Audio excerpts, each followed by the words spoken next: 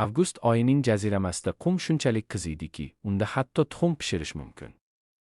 Lekin bilasizmi, bobo-momolarimiz va hatto qadimgi tabiblar bu qizgin qumdan og'riqlarga davo sifatida foydalanishgan. Xo'sh, issiq qumga ko'milib yotish haqiqatan ham bo'gim va umurtqa og'riqlaridan xalos etadimi yoki bu shunchaki xalq orasidagi navbatdagi afsonami? Bugun ushbu tibbiy muolaja, psammaterapiya haqida eng aniq va ilmiy faktlarni bilib olasiz. Qum bilan davolash kecha yoki bugun paydo bo'lib qolgani yo'q. Buning tarixi bir necha ming yillikka borib taqaladi. Qadimgi Misrda firavnlar va ularning yaqinlari bo'gim og'riqlarni yo'qotish uchun Nil daryosi bo'yidagi issiq qumlarga ko'milishgan. Qadimgi Rim va Gretsiyada esa buni maxsus muolaja sifatida jangchilarning jarohatlarini davolashda qo'llashgan.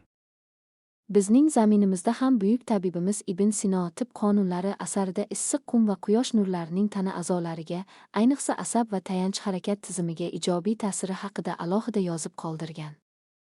Bizning bobolarimiz Buxoro va Qizilqum atroflarida ushbu usuldan asrlar davomida foydalanib kelishgan. Davo choralariga o'tishdan oldin juda muhim bir ogohlantirishni aytib o'tishim shart. Issiq qum shunchaki dam olish emas, bu kuchli termik va biologik muolaja. U organizmga, ayniqsa yurak va qon tomir tizimiga katta yuklama beradi. Shuning uchun ushbu muolajani boshlashdan oldin albatta o'zingizning shaxsiy shifokoringiz yoki terapevt bilan maslahatlashishingiz shart. Agar sizda yashirin yallig'lanishlar, gipertoniya yoki yurak xastaliklari bo'lsa, shifokor maslahatsiz qumga ko'milish sog'lig'ingizga jiddiy zarar yetkazishi mumkin. Agar shifokoringiz ruxsat bergan bo'lsa va siz psammaterapiyadan maksimum foyda olmoqchi bo'lsangiz, quyidagi oltin qoidalarga rioya qilishingiz kerak. Kuning eng issiq vaqti soat 12 va 15 oralig'ida qumga ko'milish xavfli. Eng ma'qul vaqt tushdan keyin 16 dan 19 gacha.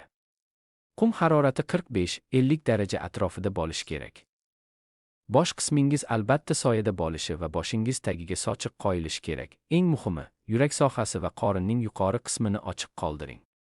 U yerga qum tortilmaydi. Tanangizga taxminan 5-7 sm qalinlikda issiq qum yoyiladi. Kattalar uchun muolaja vaqti 15-20 daqiqa, bolalar uchun esa 10-15 daqiqa yetarli.